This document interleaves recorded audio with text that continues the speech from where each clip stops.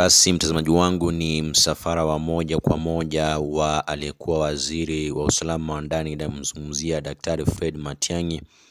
kwenye homecoming ceremony leo hii katika kaunti ya Kisii, ambapo mamia na maelfu ya vijana, wazee